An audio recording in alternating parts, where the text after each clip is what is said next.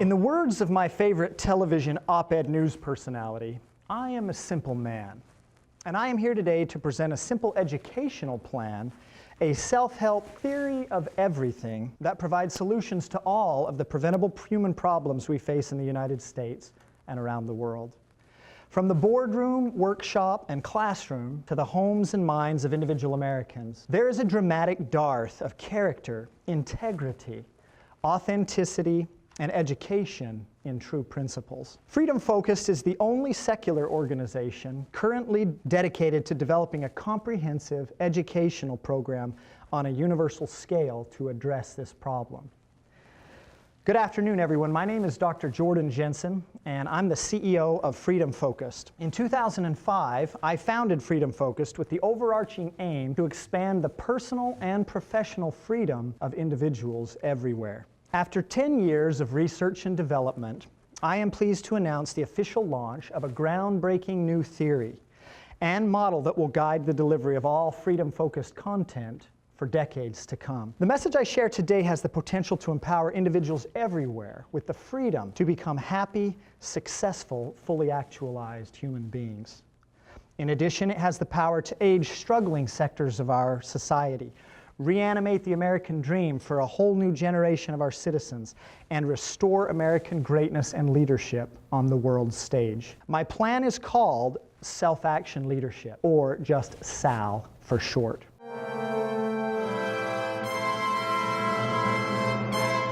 I am not a salesman here to sell you snake oil. I am here to share with you what really works when it comes to authentic problem solving. The bad news is that what really works is usually hard and requires huge investments of time, effort, and to varying degrees, pain. I know because it has taken me nearly 3 decades of diligent study and application to get to where I am today, and I've suffered greatly along the pathways of my own SAL journey. The good news is that if you are willing to invest the time and effort, and if you are not afraid to courageously confront pain when necessary, SAL could change your life and the lives of those you teach, mentor, and lead. Such changes will lead to extraordinary increases in the productivity, efficiency, and effectiveness of everyone touched by the principles. Once again, I know this because SAL has led to these things in my own life. Simply stated, SAL is why I am here today. To illustrate, let me share 3 examples from my own life. I have battled obsessive-compulsive disorder, OCD, and depression for over 2 decades. The hellish symptoms I've suffered induced incalculable amounts of anxiety, stress, unnecessary guilt, and anguish of body, mind, and spirit. My symptoms led to serious issues that negatively impacted my academic performance, my social and romantic relationships, my religious practice, and every other area of my life.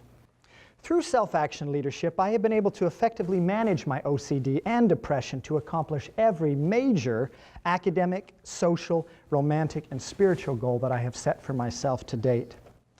Because of OCD and other issues, I often struggled academically growing up. For example, I took Algebra 1 3 years in a row. I'm married to a mechanical engineer. That's embarrassing.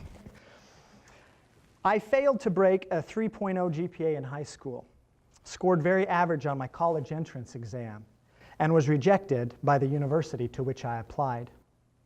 Through self-action leadership, I improved my performance in college and went on to earn a doctoral degree in education. And thanks to a couple of A+, finished with a better than perfect 4.049 GPA. And to make up for my algebra deficiencies, I married an attractive mechanical engineer, as I mentioned, who received a perfect score on the math portion of her SAT, and whose favorite high school course was, and I kid you not, Algebra 1. At least our kids will have a genetic chance when it comes to math and science. And better yet, I won't have to help them with their algebra homework. Number 2, OCD and depression also negatively impacted my social life and romantic interests. Over the course of my dating experiences, I was rejected 130 times by 80 different women. Now, I recognize these disjointed numbers may make me sound even worse at math than I've already alluded to, but there is an explanation. You see, some of the women rejected me more than once. A couple of women rejected me nearly 20 times between the 2 of them, and despite my persistence, I never convinced either one of them to be my girlfriend. You see, my OCD-influenced dating persistence was indefatigable, and my ability to take a hint was obsessively lacking. Through self-action leadership, I am now married to a woman I can rightfully describe as better than the woman of my dreams. I say better because God prepared her with many wonderful attributes that even I was unable to anticipate on my own short-sighted list of qualities I desired in an eternal companion. Example 3. Nearly 3 decades ago, I gave my first public address in front of an adult audience. I know that's really young, and that probably sounds kind of wonky, but that's the way it works in the church that I attend. Early on in my life, I sometimes found such experiences to be dreadful. I recall after one of my first public speeches at age 10, being greatly relieved it would be some time again before I'd ever have to do it again. Through self-action leadership, I have not only conquered my fears of public speaking, but have made a career out of it. A career that I love that has taken me to 44 U.S. states, 5 provinces of Canada, 9 shires or counties of Great Britain, as well as Washington, D.C., Puerto Rico, and the U.S. Virgin Islands. I do not share this biographical information to impress you, but to impress upon you that self-action leadership has changed my life in dramatically positive ways, and Sal can do the same for you, if change is what you seek. Self-action leadership holds the power to transform entire cultures by restoring the virtues of hard work, integrity, self-reliance, and trained capacity into the American workforce, American schools, American communities, American homes, and ultimately into the minds of every American who is willing to cultivate a desire to plan, a willingness to work and persist, and exercise self-discipline.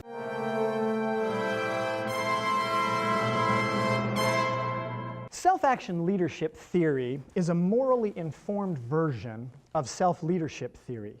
Self-leadership refers to the cognitive and behavioral strategies human beings apply to lead themselves to get results. Whether you know it or not, and whether you like it or not, you are a self-leader. All human beings are self-leaders. However, not everyone is effective at leading themselves. Self-leadership theory has been bandied about the academy for over 3 decades now. The father of the field, Dr. Charles C. Manns of the University of Massachusetts, first published the term along with his theory of self-leadership in 1983. Many scholars were hesitant at first to embrace an idea that seemed so self-evident and relatively unimportant. However, as Dr. Manns and his colleagues around the country continued to publish new papers on the subject, self-leadership theory began to receive greater attention and respect in academic circles and beyond, especially as it began informing practical professional leadership models and constructs, such as self-directed work teams, also known as self-managed work teams, which some of you may even be familiar with or be a part of at your places of business. Over time, this once marginalized sector of the academy has increasingly garnered the attention of major players in the leadership field.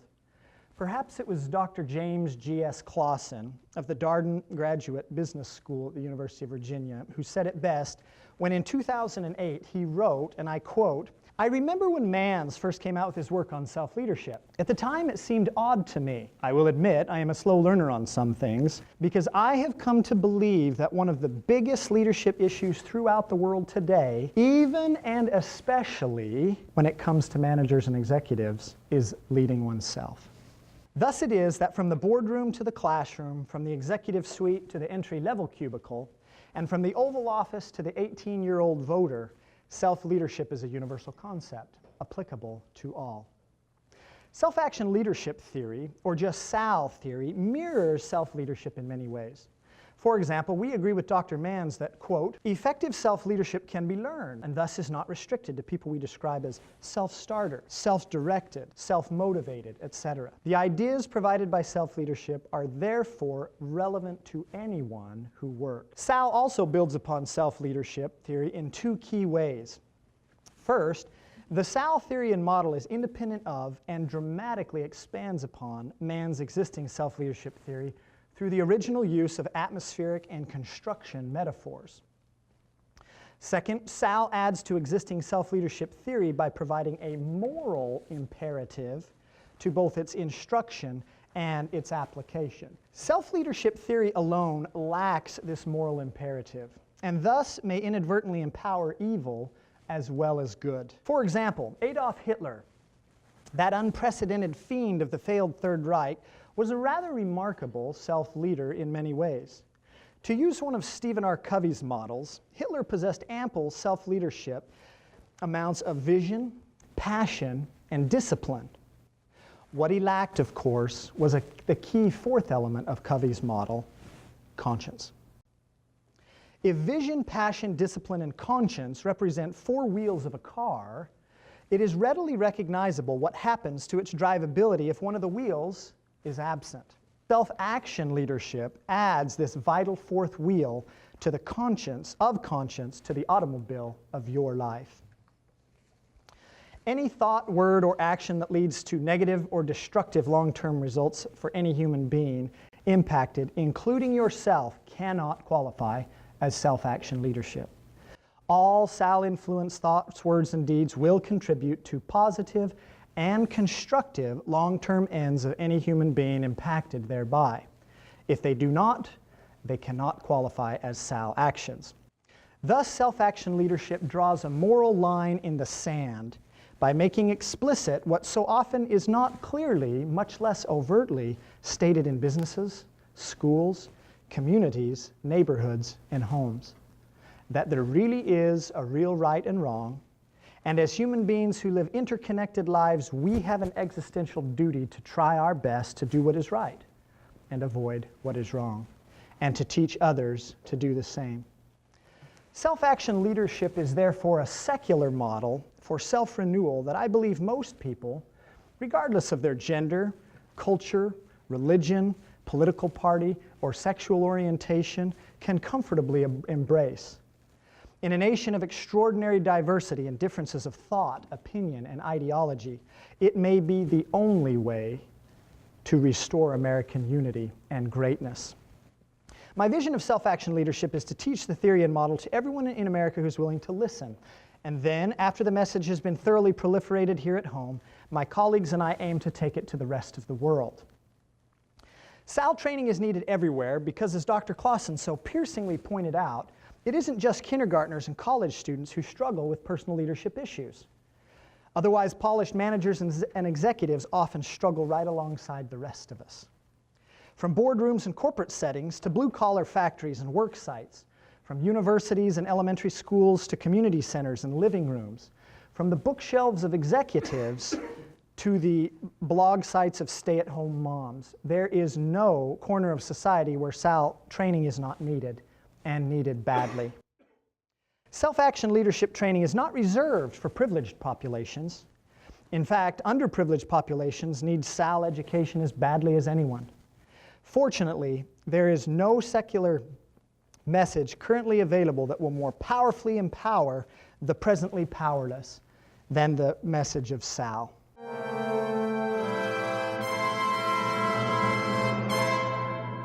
Unfortunately, SAL principles are often most shunned in those sections of society where it is most needed.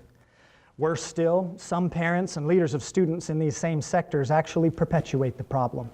From some so-called civil rights leaders who primarily promote grievance over proactivity and potential, to parents who instill seeds of failure by negatively affirming their own child's lack of worth. Our nation too often fails our students who are most vulnerable to negative peer pressure and most at risk of sliding into lifestyles that perpetuate intergenerational poverty.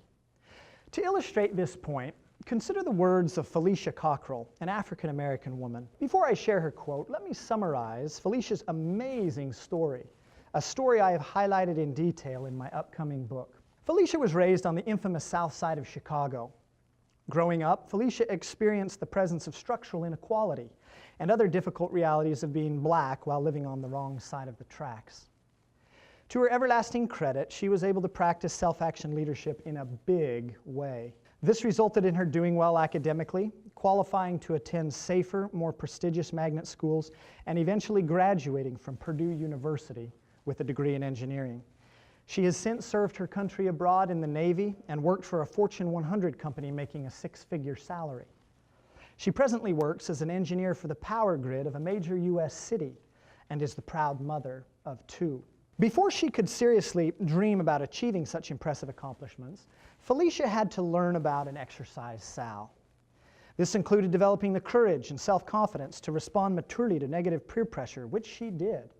In her own words, quote, "Peer pressure is a big problem with inner city youth.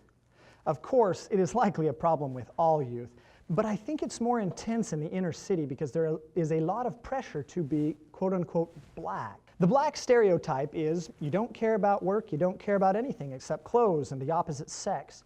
And these attitudes are perpetuated throughout the community. So if those things aren't a high priority for you, people think there is something wrong. Worse still, if you don't like those things, you get talked about. And when I say talked about, I mean you get talked about. You get reamed. You can't talk about college and you're not supposed to like school. My peers would make fun of me for being smart and they would call me white girl because I talked proper and I liked Seinfeld." Close quote. If the problem only persisted among one's peers, it would be a much more manageable situation.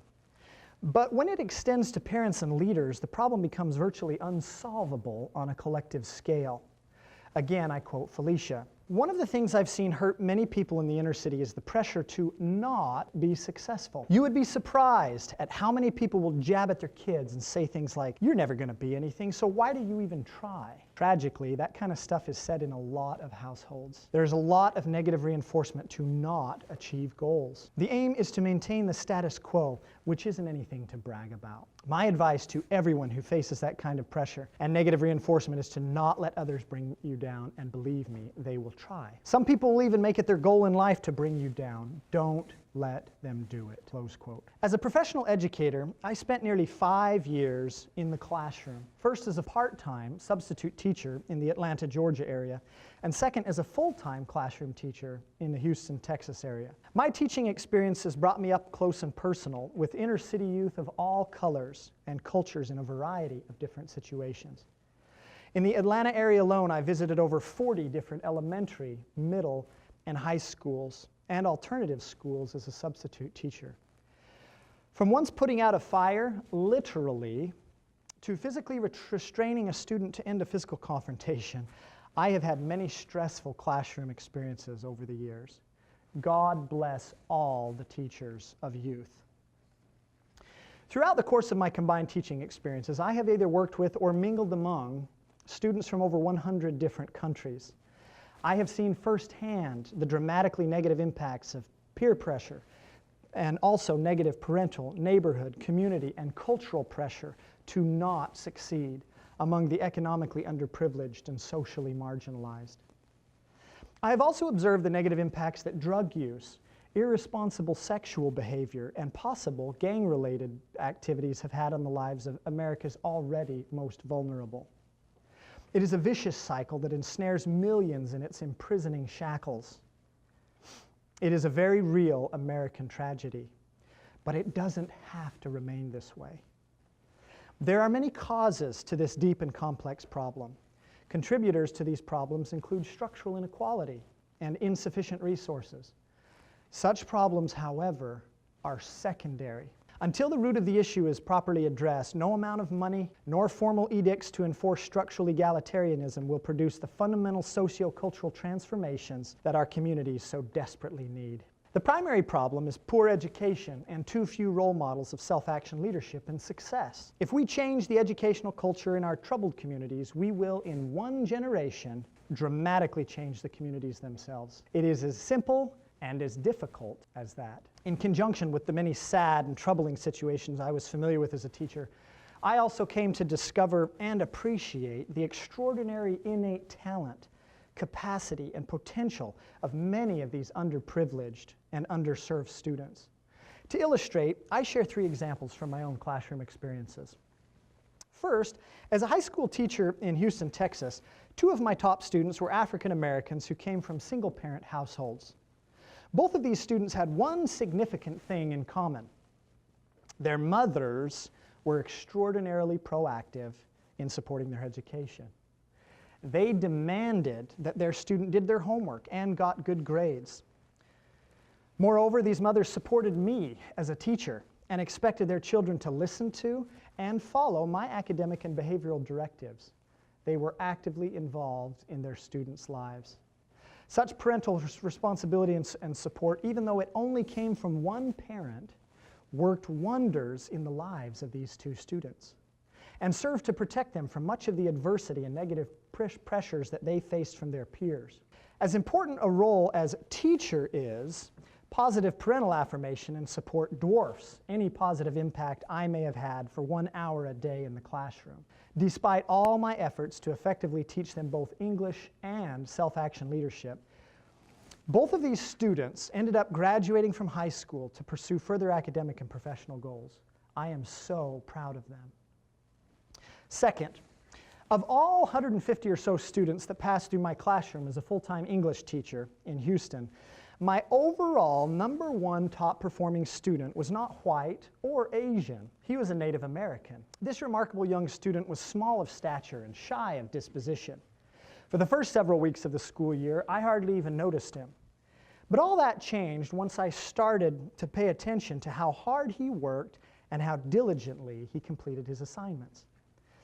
Due to his proactive completion of extra credit assignments, this young man consistently scored 100% or above on his report card and ended up walking home with the overall champions trophy I gave out to the #1 performing student for all of my classes for the entire school year.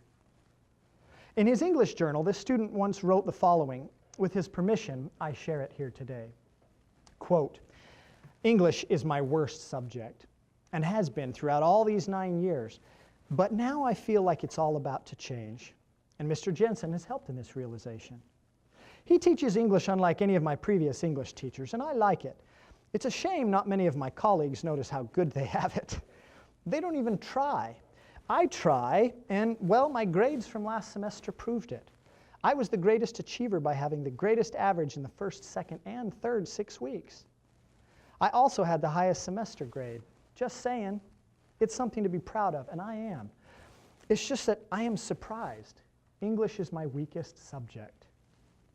And by accomplishing this achievement, I was baffled. Sure, intellect played a role, but I believe effort dominated the outcome of my grade. And Mr. Jensen helped me make an effort. One time, Mr. Jensen talked to the class and basically said, if you want to pass my class, make an effort. Now do you see how lucky we are?" Close quote. This student in my 9th grade English class went on to graduate in 2013 and then to attend the University of Texas at Austin, one of the most prestigious public universities in the great state of Texas. My last story comes from an experience I had substitute teaching at Campbell High School in Smyrna, Georgia, suburban Atlanta. Campbell is one of the most diverse campuses in the Cobb County School District in suburban Atlanta, with students hailing from over 40 different countries. One day, while substitute teaching for a weightlifting class, I met a talented young African-American student named LeVar Welch that I'll never forget. Because of the subject matter of the class I was teaching, I was quite bored, and most of the students were bored too. As I anxiously babysat a mostly idle group, I took notice of this one particular young man who, unlike many of his listless peers, was busy at work on an art project. The piece he was working on was an artistically romantic rendition of the name of a fellow student and his girlfriend. Impressed by his work and recognizing that there was still a lot of time left before the bell would ring, I praised the young man for his skill and effort and asked him if he would make me a similar piece with my name and the name of my girlfriend at the time, who now also happens to be my wife. Obviously flattered, but perhaps even a bit surprised by my effusive praise, LeVar beamed and eagerly acquiesced to my request. I still have his work today. It sits framed in my home office to remind me not only of my love for Lena, my wife, but of the remarkable potential that often lies untapped inside of the minds and hearts of underprivileged youth. If you are a professional artist, this may seem like a simple work of an amateur. But for me, a bumbling idiot when it comes to drawing anything, and as an educator who desperately desires to see the full flowering of every student's potential, this small act of service and the quality of its creation left a deep impression on me. Keep in mind that this student completed the entire piece in about 1/2 of one class period, and notice the creativity and detail with which he added his own unique signature in the bottom right-hand corner. Talk about a budding entrepreneur as well as an emerging artist. Here is a young man with everything he needs to succeed internally. I often wonder if his external environment of parents, educators, mentors, and leaders saw the same light that I saw and were as quick to praise and encourage him. I hope they were, but if he was like so many other young people in underprivileged communities, he may not have been. It has been nearly 6 years since that young man kindly created this cherished piece of artwork for me. Who knows where LeVar Welch is today? Perhaps he is a college graduate. Maybe he is even a successful professional artist or graphic designer.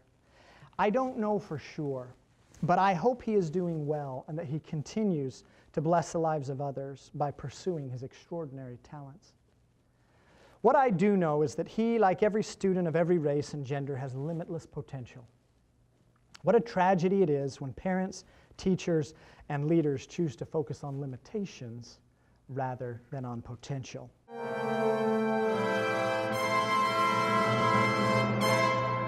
At Freedom Focused, we have two overarching goals. First, education in true principles. Second, proactive application of that education. You and I and everyone are who we are and have what we have today in large part because of our education, or lack thereof, in true principles. Good education and its application is the only real solution to all of our preventable problems in the United States and beyond. It is education in and application of true principles that leads to peace, prosperity, personal success, and professional advancement. The vision of Freedom Focused and the mission of the self-action leadership theory and model is to proliferate education in true principles to everyone everywhere in an effort to restore American unity and greatness in preparation to lead the rest of the world to likewise achieve their limitless potential.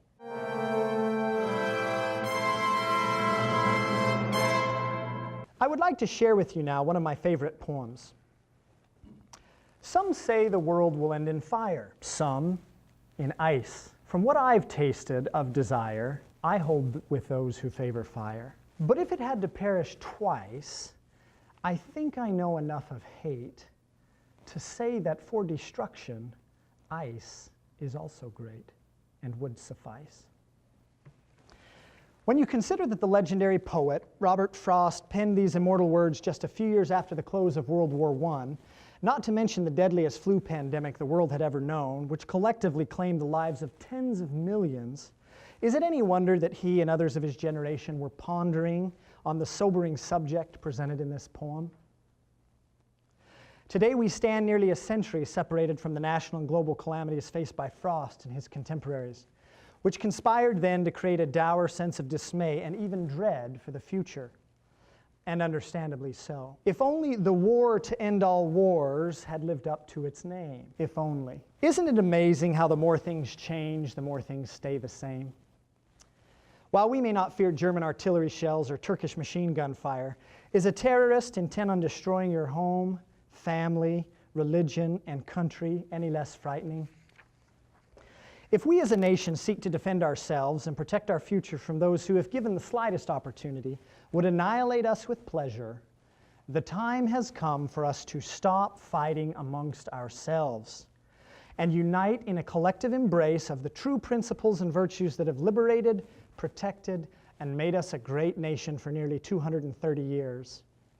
Moreover, we must face that the price for it may be dear. In 2009, our nation voted in a new commander-in-chief who was elected on the stirring rhetoric of unity. And I quote, "There's not a liberal America and a conservative America. There's the United States of America. There's not a black America and white America and Latino America and Asian America. There's the United States of America. We are one people, all pledging allegiance to the stars and stripes, all of us defending the United States of America." I cherish these words of Mr. Obama because I share this vision of unity. With all my heart, I want to believe that such unity is yet possible, despite the deep divisions that currently beset our desperately fractured country. It is in this elusive spirit of unity that I make this address today. I believe it is possible to regain the kind of national unity our country enjoyed throughout the World War II period, wherein our ancestors banded together on the right side of history's most epic struggle between good and evil. If such a slippery status of unity is possible, what must unify us? There is only one thing, and as Presidents George Bush and Barack Obama have painfully learned the past 14 years, that one thing is not rhetoric nor partisan politicking. The only thing that can possibly unite us once again in this great land of promise is a collective embrace of true principles. Not partisan principles, but the simple truisms of self-reliance, self-government, upon which our nation was founded. I appeal to all Americans to put an end to the petty bickering, self-interested chicanery, and ideological extremism from all sides that got us into this mess in the first place. I call upon every citizen throughout this not-so-United States of America to once again claim our nation's cherished birthright and nomenclature, the United States of America. Let us all take time out to sincerely evaluate the role we must individually play to reinvigorate the collective unity and greatness of which the USA is yet capable.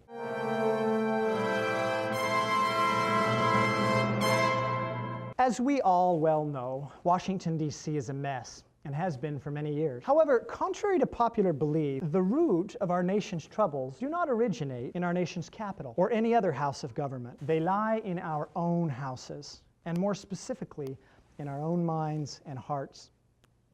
While our political system is presently polluted in many ways, such issues are not the roots of our greatest troubles. They are the branches and the leaves thereof. In the words of Thoreau, quote, "There are 1,000 hacking at the branches of evil to one who is hacking at the root." Freedom Focus was founded, and the self-action leadership theory and model were expressly established to address the roots of evil, not the leaves and branches. Our biggest problems do not originate with our elected officials. They begin with the voters who elect them and those who fail to show up to the polls in the first place. I'm sorry to say so, but sadly it's true. The root of the problem lies with me and with you. The opening lines of the Constitution do not read, "I, the President."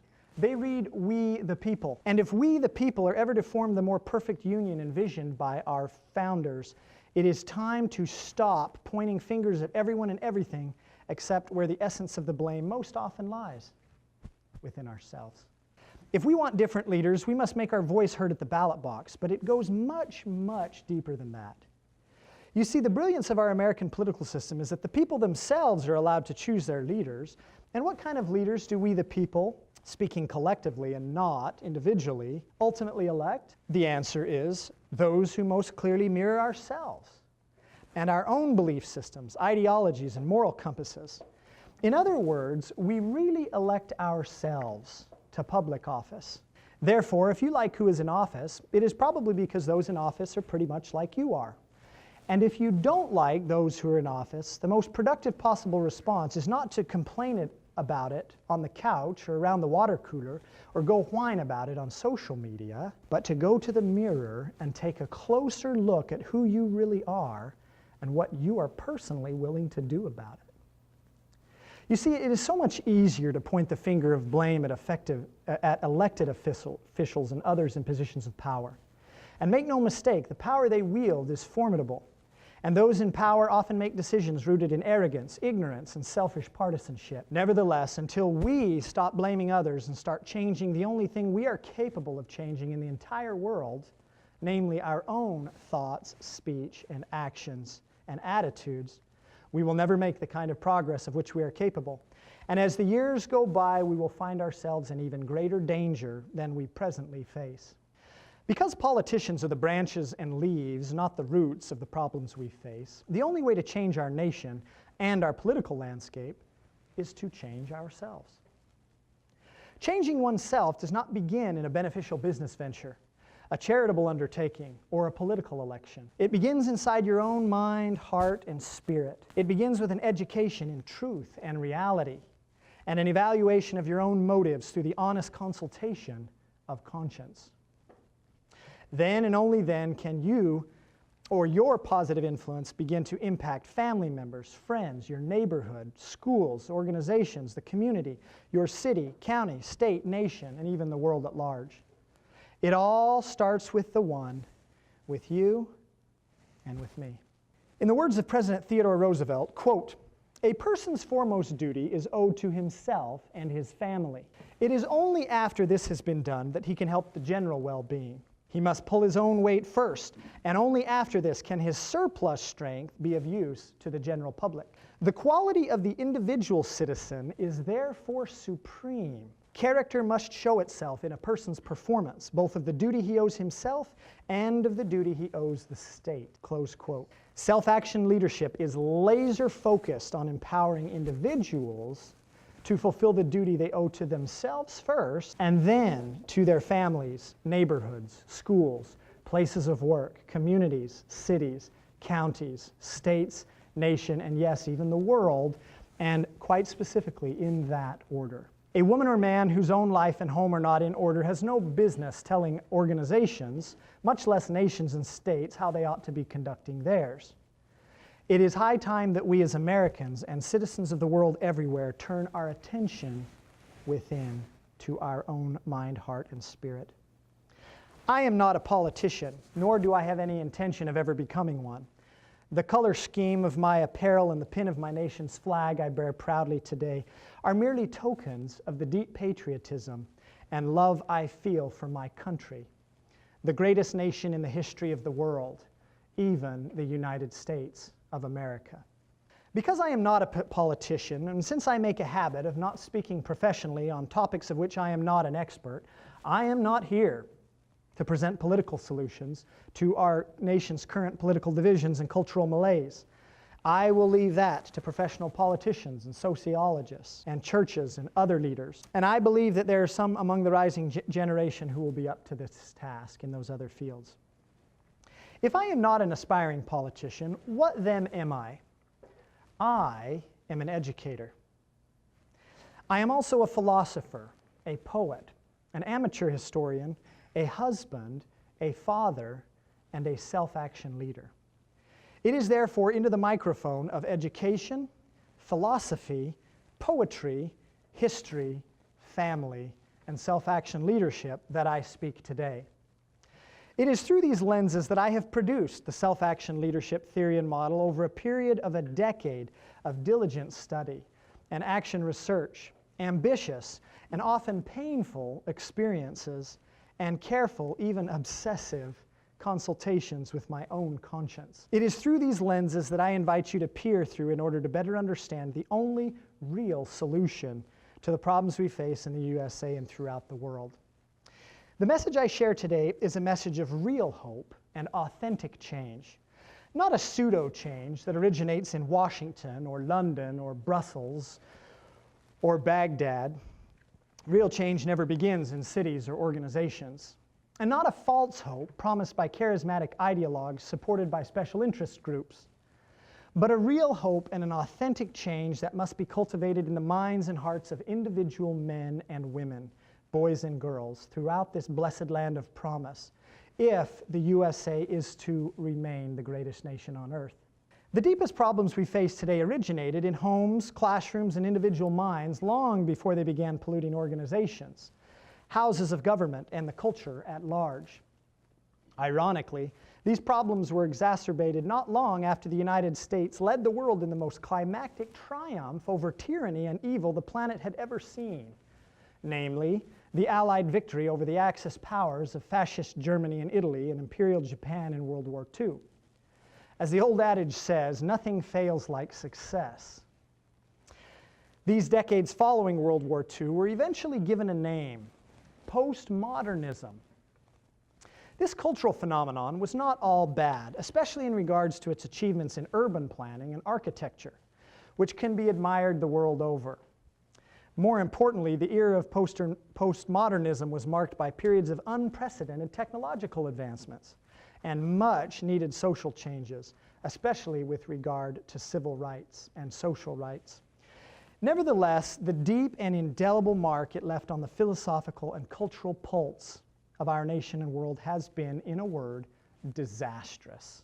Postmodern philosophy originates in the literature of the scholarly intelligentsia. Its doctrine essentially posits that there is no absolute truth and that all so-called truth is, on one level or another, merely a construct of language and therefore relative to its constructor. Ironically, postmodern philosophy has flourished best in the very institutions that were traditionally dedicated to truth's acquisition and identification, colleges and universities. Thus it is that we see the Latin inscription Veritas hypocritically emblazoned on the collegiate crests of prestigious campuses throughout the nation and world.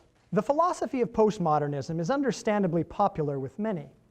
After all, it is much more convenient to construct one's own truth and conscience than it is to humbly acknowledge and then dutifully attend to the edicts of an actual truth and conscience that exists outside of the whims or wishes of the natural man.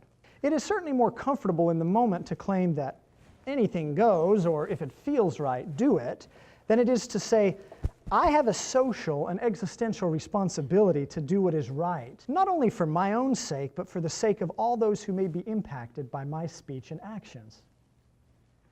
Instead of bowing before universal law in the attitude of a Socrates or an Immanuel Kant, or bowing before a deity in the attitude of a Sir Thomas More and many of our founding fathers, postmodernists seek to become a law unto themselves, whereby they mistakenly assume powers that are simply not theirs to command. A public address of this nature is no place to academically flesh out the convoluted nuances of postmodernism. Suffice it to say, postmodern philosophy is complicit in exacerbating virtually all of our deepest, yet preventable, problems. It is the seminal author of our nation's present slump, and if left to flourish indefinitely, it will be the finisher of American exceptionalism and the end of whatever vestige of world peace we enjoy today.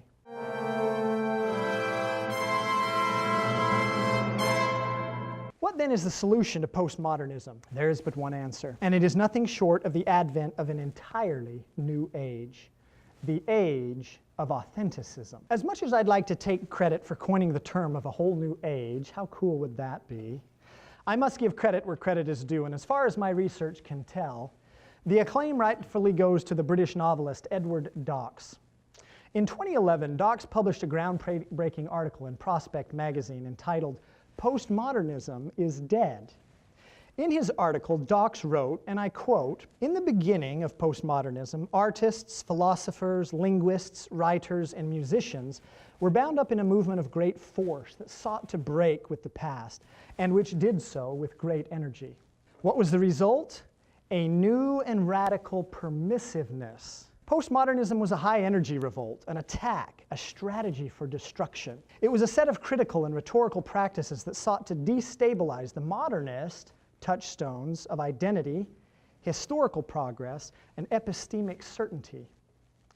Postmodernism changed the game from one of self-determination, a la Immanuel Kant, to other determination. Thus saith the postmodernist, I am constructed, therefore I am." Simply stated, postmodern philosophy is an intellectual black hole, whereby the light of many scholars, writers, thinkers, poets, musicians, politicians, journalists, and actors throughout the ages have been sucked into, never again to escape. By contrast, the philosophy of authenticism shines forth as the illuminating light of a new star, with the power to guide all who are willing to respond to conscience. Throughout history, individual persons have practiced authenticism, often in the midst of dreadfully inauthentic times. From Socrates and Aristotle to Dante and Joan of Arc, from George Washington and William Wilberforce to Abraham Lincoln, Florence Nightingale, Martin Luther King Jr., and Mohandas Gandhi, history's often dark past shines forth with radiant exemplars of what we today need to know and do in the age of authenticism. One of the West's greatest historical examples of authenticism was Geoffrey Chaucer, the great father of English poetry.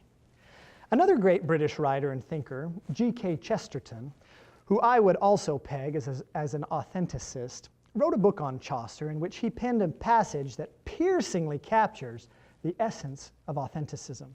Quote, "There is at the back of our lives an abyss of light, more blinding and unfathomable than any abyss of darkness, and it is the abyss of actuality, of existence, of the fact that things truly are, and that we ourselves are incredibly and sometimes almost incredulously real, close quote. How many people must perish by fire or ice in the pages of postmodernism before collective society will finally wake up and recognize that our very survival depends on our willingness to turn our backs on its bankrupt ideology? How many domestic drug overdoses and foreign decapitations must occur before we will once again embrace the great truth and virtues upon which our nation was built? How much corporate greed and political dishonesty will we tolerate before we once again exceed the reality of universal laws, accept the duties we hold to ourselves and each other, and resurrect the virtues of courage and integrity upon which all lasting societies were built? How much longer will we allow the idols of our young people to pollute their minds and impede their progress with the pernicious principles of postmodernism? The only real answer to the problems we face in America throughout the world is to put the ages and pages of postmodernism far behind us by ushering in a great new age, even the age of authenticism. Thank you, Edward Docks, for your inspiring article. This new age of authenticism has the power to remind us not only of the reality of our own existence, but of the very real presence of universal laws that govern all long-term consequences and human decisions, which, as it turns out, is a surprisingly scientific reality, not merely an imagined theological or religious notion. This new age reminds all of us that while life itself has granted everyone the liberty to self-determine, to choose our own way, it has not granted us the consummate freedom to arbitrarily select the consequences of our choices and the exponential and residual impact of those consequences on others. The world has enough fiction, facade, farce, fraud, and facsimile. The world needs more integrity and truth. It needs more transparency and authenticity, and it needs it badly. Not the kind of transparency born of ill-kept promises from carefully crafted speeches, nor the rhetorical authenticity born of eloquent oratory. President Teddy Roosevelt warned of those who talk much and do little, and I quote, "It is a sign of marked political weakness in any commonwealth if the people tend to be carried away by mere oratory, if they tend to value words in and for themselves as divorced from the deeds for which they are supposed to stand. The phrase maker, the phrase monger, the ready talker, however great his power, whose speech does not make for courage, sobriety, and right understanding, is simply a noxious element in the body politic, and it speaks ill for the public if he has influence over them. To admire the gift of oratory without regard to the moral quality behind the gift is to do wrong to the republic." Close quote. The world is in desperate need of a renewed acceptance of Kantian categorical imperatives that acknowledge the reality of right and wrong, clearly and distinctly, good and evil, and that recognizes the great truth that such things are not subject to the whims, wishes, or fancy of postmodern potentates and the pop culture, politicians, journalists, and scholars that perpetually prop them up. If the age of authenticism is to eclipse the perils and evils of postmodernism, who must we turn to for guidance in this new age? Who is the source of authentic wisdom? Is it the Democrats, the Republicans, the Libertarians, the individualists, the socialists, the Christians, the Buddhists, the Muslims, the Mormons, the Jehovah's Witnesses, the Scientologists, the followers of Socrates, Kant, Mill, etc.? Is it freedom-focused, as much as I'd like to say it is? No, the philosophy of self-action leadership is not rooted exclusively in any one party or persuasion, nor does it require explicit theological underpinnings to support it. You will, however, discern elements of authenticism in a variety of philosophical ideologies. The direct answer to the question of where we must all turn for guidance in this new age is the compass of your own conscience. What is a conscience exactly? Scientifically speaking, we don't really know for sure. Theologically speaking, many different explications have been put forth. But must one be a so-called believer to exceed the reality of conscience? Must one pay homage to a deity to acknowledge the existence of certain innate, intangible, visceral promptings that provide both wisdom and direction in one's life? While it is true that this voice of conscience can be dulled and even exterminated by perpetual disregard, this fact does not remove its self-evident reality in our lives.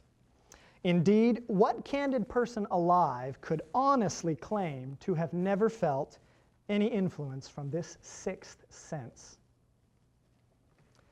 My personal belief is that the voice of conscience provides a light to every human being that ever has been or ever will be born into this world, whether they're a believer or not. This voice is usually not loud or aggressive. It is soft, yet it can be piercing. It is a voice that can be silenced by anyone who chooses to ignore its promptings and disregard its wisdom. But the reality of its existence is a self-evident certainty that I believe all honest beings would own up to. Our goal at Freedom Focused is not to try to tell people how to live their lives. Quite to the contrary, we believe that individual liberty is sacrosanct and must be protected. Everybody should be allowed to live their life however they choose, as long as it doesn't harm other people or violate established laws. Our goal is not to restrict anyone's personal liberty. Our goal is to expand their freedoms by making their own decision in consultation with their own consciences. We are always at liberty to choose. The freedom to influence the consequences of our decisions, however, can only come from penitence to universal law, which governs absolutely, regardless of whether we know it or not, or whether we like it or not. At Freedom Focused, we teach correct principles in the hope that free men and women will then govern themselves in ways that result in positive long-term consequences for themselves and others. In summary, the age of authenticism signals a whole new era in the United States and throughout the world. It is an era marked by those with a deep reverence for life and truth. It is an age that acknowledges that incontrovertible reality of right and wrong, good and evil, and for its adherents to strive to do what is right and good. Authenticists are sensitive to conscience and proactive in heeding its counsels. They are real, genuine, authentic, honest, courteous, kind, and tolerant in their interactions with other people. It is a brand new world marked by character, integrity, courage, and compassion. It is a world that I hope you and I both will want to live.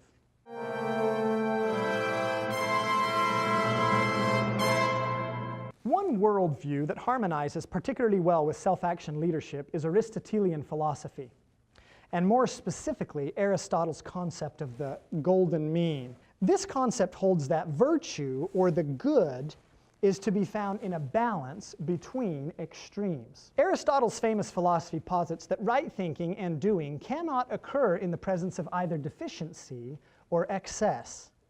The implication, of course, is that virtually all extremes can be labeled in the very least as incorrect, and at the very most as downright evil. As President Theodore Roosevelt once put it, we can just as little afford to follow the doctrinaires of an extreme individualism as the doctrinaires of an extreme socialism. Therefore, according to Aristotle and Roosevelt, the happy medium between or among extremes is where truth is most likely to be located. While it is true that there are usually exceptions to every rule, meaning that isolated scenarios and unusual circumstances may require extreme actions for limited periods of time, as the saying goes, desperate times call for desperate measures, truth is almost always found, in a general sense, in a perfect balance between extremes. Former presidential candidate during the Eisenhower administration, Adlai E. Stevenson, once made a comment about patriotism that effectively applies the principle of the golden mean. Patriotism is not short, frenzied outbursts of emotion, but the tranquil and steady dedication of a lifetime.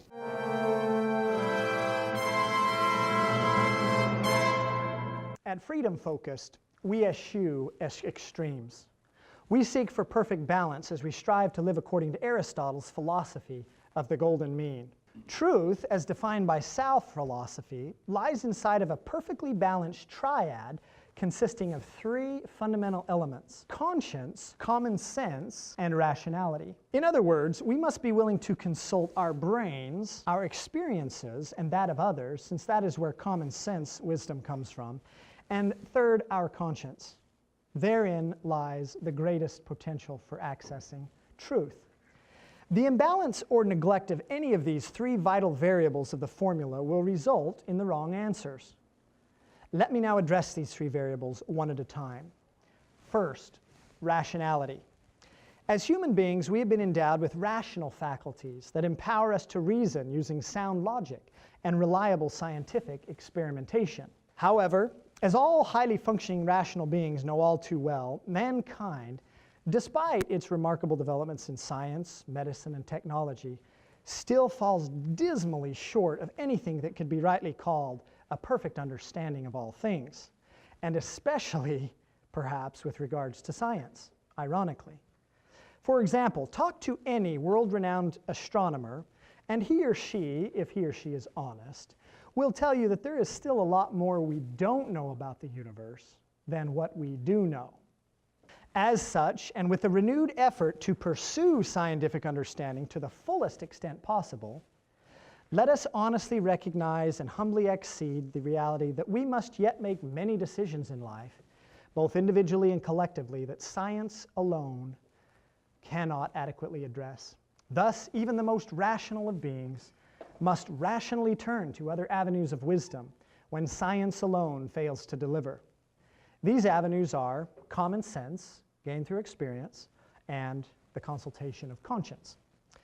Let us then address the next subject, which is common sense, rooted mainly in experience, both our own and that of others. In a world where common sense has become increasingly uncommon, where can we go to extract wisdom about this ironically elusive topic? The answer is in the pages of history. Despite the scientific verity that our planet has existed in one state or another for some 4.5 billion years, we must nonetheless rely on a historical narrative and written record that is limited to only several thousand years. Despite this relatively short period of recorded history, we have been blessed with a fairly comprehensive canon of historical data that informs us with common sense. If we will study and learn from this historical record as an honest seeker of truth, we will be greatly empowered to live successfully in the present and to build a better future for our children and their children. As a starting point, may I suggest 4 basic texts that will work wonders in restoring common sense and greatness to America. They are, first, The Making of America, The Substance and Meaning of the Constitution by W. Cleon Skousen. Number 2, Citizenship in a Republic by President Theodore Roosevelt. This speech was given at the Sorbonne in Paris, France on April 23, 1910. And all of the quotes from President Roosevelt that I give in this speech today actually come from this speech. Go and read the whole thing. It will greatly inspire you. Number 3 is called A Message to Garcia by Elbert Hubbard. One of the most famous essays of all time. Unfortunately, it's gone out of style. Freedom Focus attempts to bring it back into style. This document, which sold 40 million copies during the lifetime of its author. No other work had ever done that in history up to that point in time. And then lastly, The Lessons of History by Will and Ariel Durant.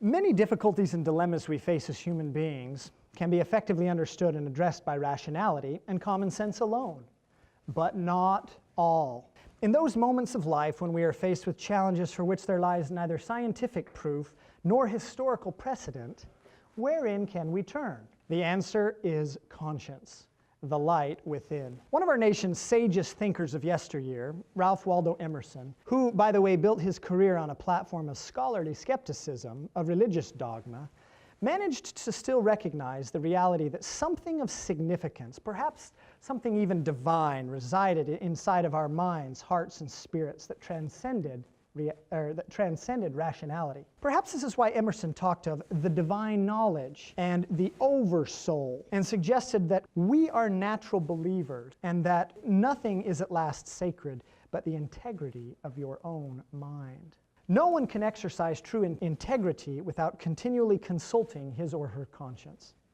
especially in matters where rationality and common sense alone are insufficient to carry the day. Conscience can be dulled by ignoring its whisperings and acting contrary to its visceral commands. This is how our country has dulled its collective conscience over the years and decades and centuries. The only way to regain this collective conscience is for individuals, you and me, to take a leadership role in reclaiming moral influence in the face of moral entropy by listening to and heeding our consciences. It is up to you and it is up to me to listen to and follow our consciences in a good faith effort to follow the counsel of Gandhi to be the change we wish to see in the world. The call and goal of self-action leadership is self-renewal and inevitably leads to organizational, national, and then international renewal.